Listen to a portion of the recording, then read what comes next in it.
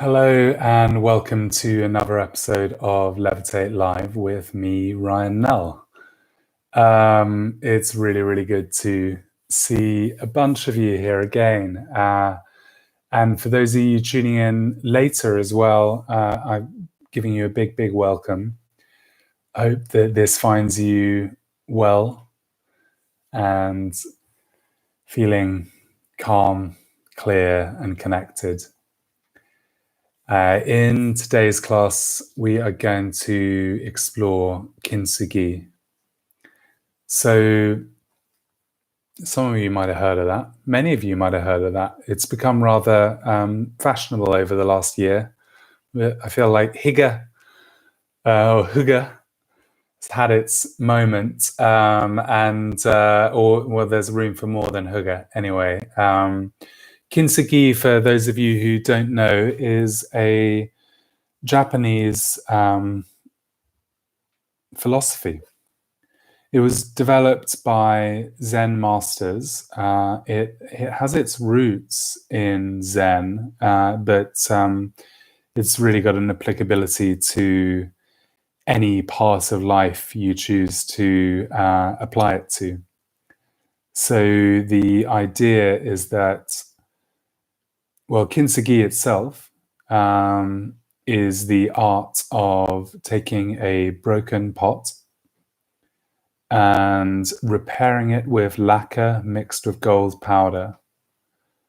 So taking something and more beautiful in the process. If you've never seen a pot that's been repaired with golden lacquer, then I strongly suggest you Google Kintsugi after this session. It is stunning. Now, what those Zen masters saw in the humble broken pot was the possibility of celebrating something which was flawed, elevating a weakness into a strength. Simply put, a lot of us live our lives under the tyranny or the...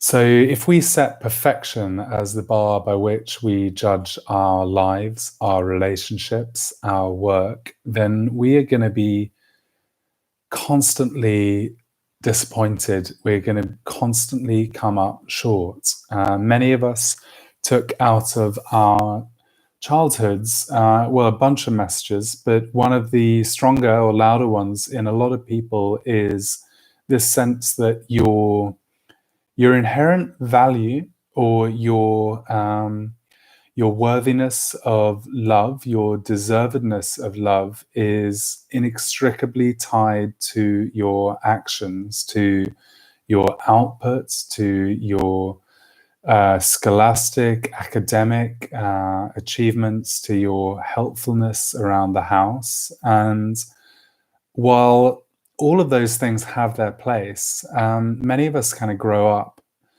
genuinely believing that our worth is directly correlated to our action.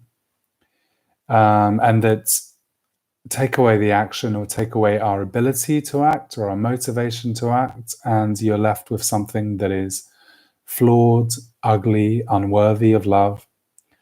And that is a hard world to live in.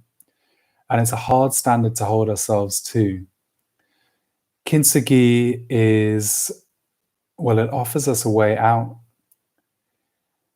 You may have stumbled across wabi-sabi, the Japanese philosophy of, celebrating the imperfect. And you might have heard of these master potters kind of taking a perfect pot, if there was such a thing, and just dinging it with their finger, putting a kind of a fingerprint or a thumb smudge or a little wiggle in the otherwise perfect clay.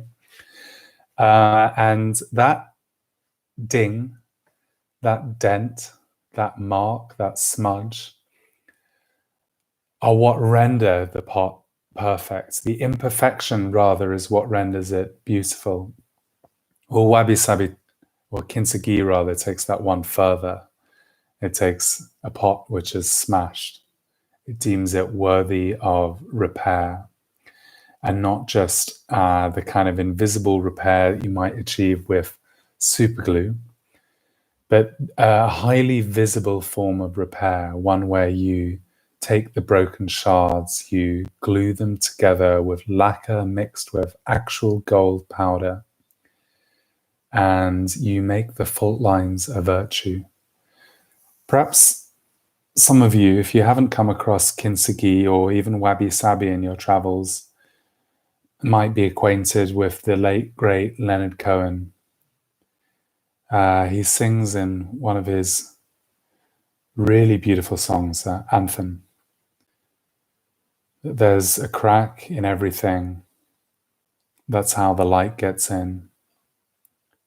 Well, in today's meditation, we are going to celebrate those fault lines that exist within us all. We are going to attempt to elevate them to what makes us human, what makes us beautiful. We are connected in our pain, we are connected in our suffering, we are connected in our frequent coming up short, our disappointments, our losses, our sadnesses. Of course, we're connected by a lot of joy and beauty too. But meditation is about sensing the continuity, the connectedness between what seem to be radically different ends of a spectrum. Simply put, they are about connection itself. So let's all start to allow our eyes to fall closed.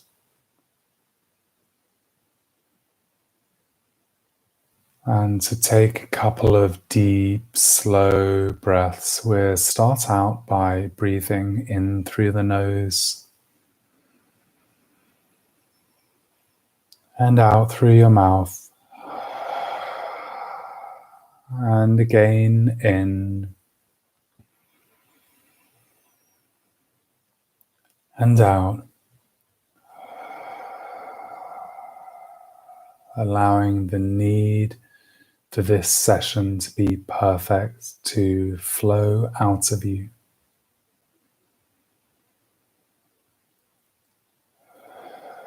Allowing expectations to fall away.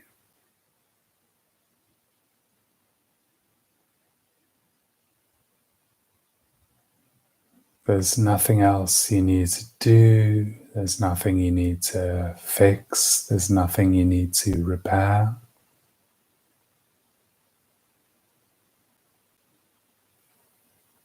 Let's together celebrate our fault lines. For as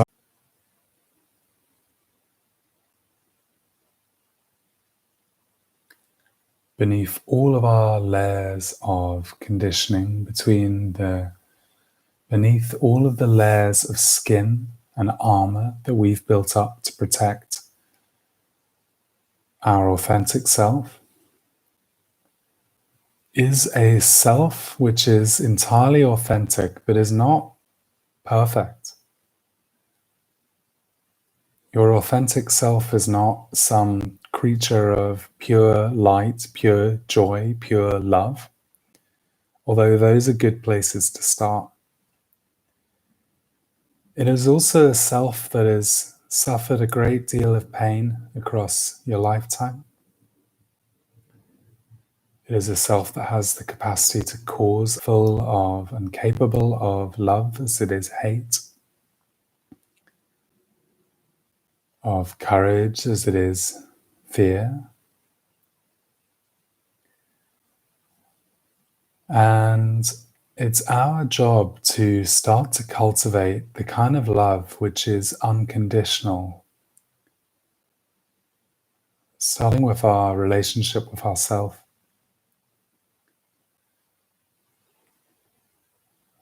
That means that instead of putting all of our energy into masking the bits of ourselves we feel ashamed of, the parts of us we find to be unlovable, and we're perfect, we can only show that bit of ourselves to others. Or when we let go of that illusion, we're able to slowly start to cultivate a more accepting relationship with ourselves, one in which we're able to air our cracks, our fault lines,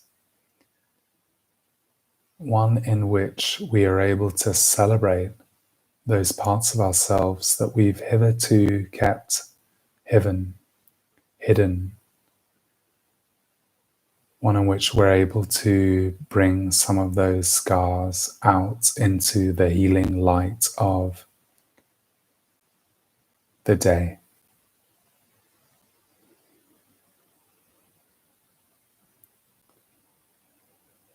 See if you can connect with the sounds around you. Again, letting go of the need for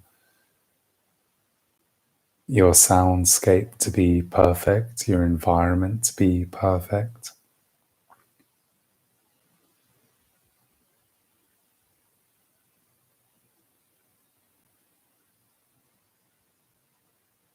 Start to connect with your... We're not interested in the body you had, the body you might have.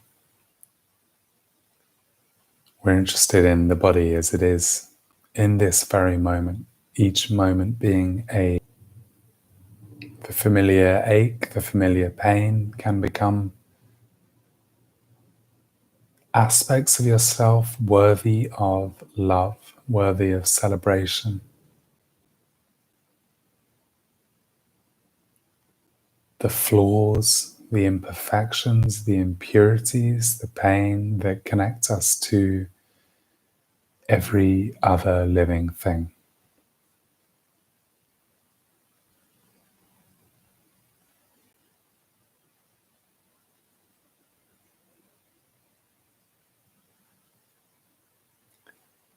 And like the pottery workshop or studio in which one might repair and highlight the flaws in a broken pot, our body is the workbench on which we can work out our discomfort. It is a crucible to which we can return whenever we have the strength, whenever we have the presence of mind, whenever we can give it the attention.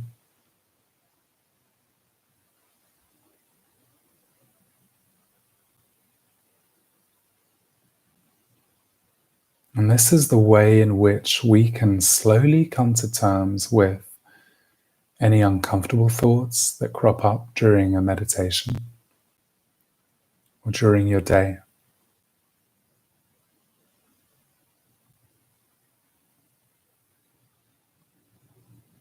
We're going to cultivate one of those thoughts just now, just to land the points, just to have the experience of it. Think back to the last time that you felt less than.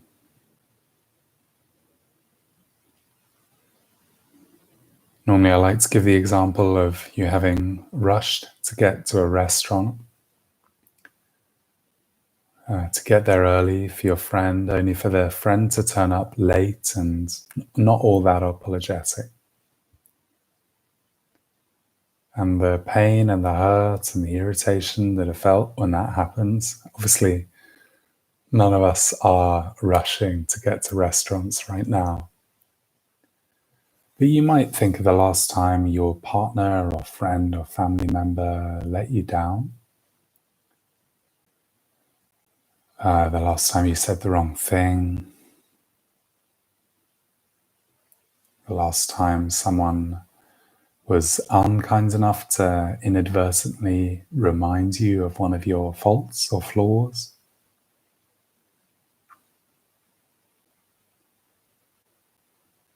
And I want you just to notice where it is in your body that you feel that. Call those feelings to mind. Call those feelings to body.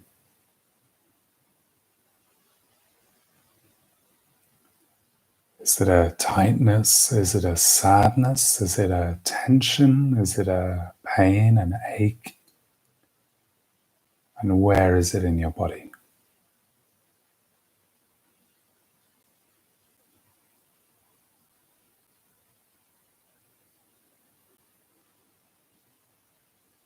For a moment, we'll just sit with the feeling itself.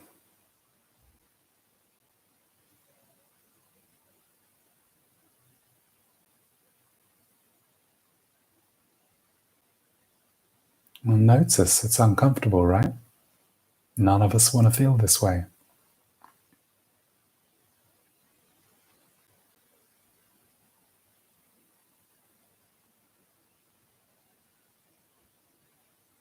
We'll remember that Leonard Cohen lyric. There's a crack in everything. That's how the light gets in.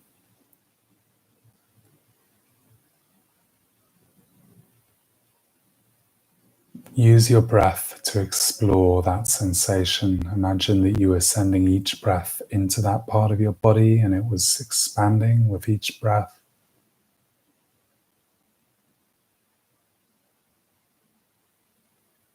As if you were sweeping the workbench clear to get a clearer look at those broken shards.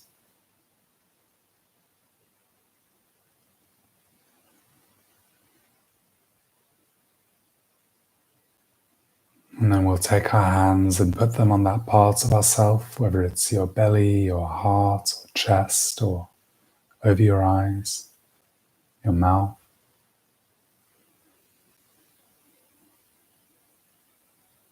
And applying a little gentle pressure, just send some love. As if you were picking up the lacquer brush, mixing together the lacquer and the gold powder and gently starting to glue those pieces back together.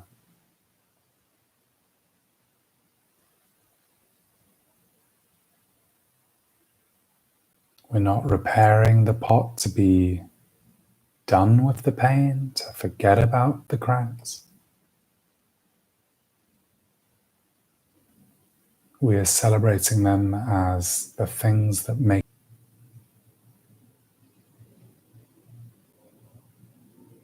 They say you can't have bravery without vulnerability. You can't have vulnerability without bravery.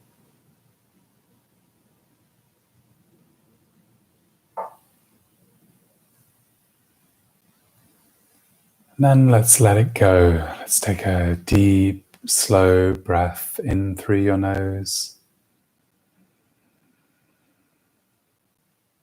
and out through your mouth. And again in.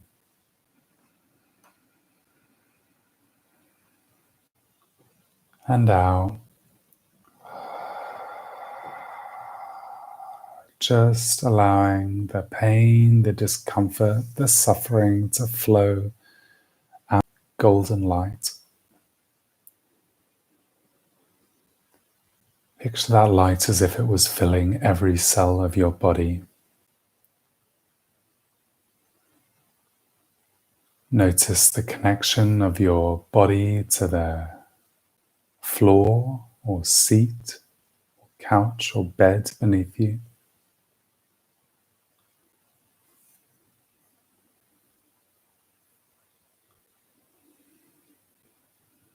Notice the sounds around you.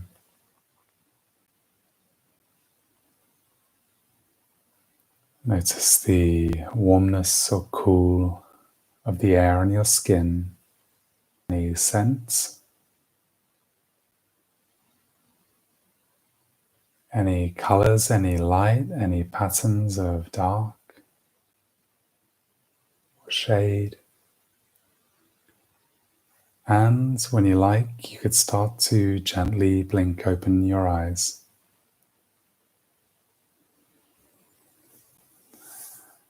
Let's take one more breath together, in through the nose and out with a sigh. I hope this has set you up for a really beautiful, imperfect afternoon or week ahead,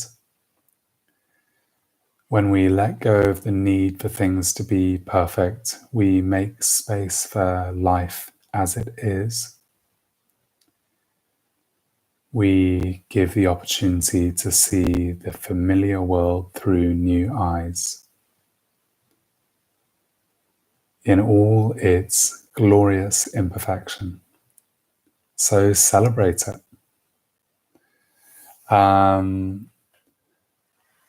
am really, really delighted to connect with you all here. You'll know, if you've done a few of these, that now is the time when I just start plugging things. I'm going to plug less stuff today. If you like podcasts, have a listen to the Levitate podcast. I've been saying this for a week now, but the Charlie Dark episode is about to go live. If you don't know Charlie, he is the founder of Rundum Crew, an urban running collective with now chapters all over the world. Is one of my heroes. And it's me and him chatting for an hour about love, dreams, success, fatherhood, motivation, how to keep on getting out of bed in the morning, how to build a community. But before that episode goes up, we've got amazing episodes already live with other friends of Levitate and amazing change makers. So do head over to the website. It's www.levitate.london and check out the podcast section, or sign yourself up for a class. The group classes are getting more and more subscribed, which is such an honor. They are longer than these. I'm so happy to have you in the community like this. And if you like what you see here, check out some of the other videos, or share this with one friend, just one. Hit the subscribe button, click the bell so you get notified when more of these are coming up. Or perhaps I'll see you back here tomorrow, 2 p.m. UK time, for another session of Levitate Live. Thank you so much. Have a really, really beautiful day, and I'll see you soon.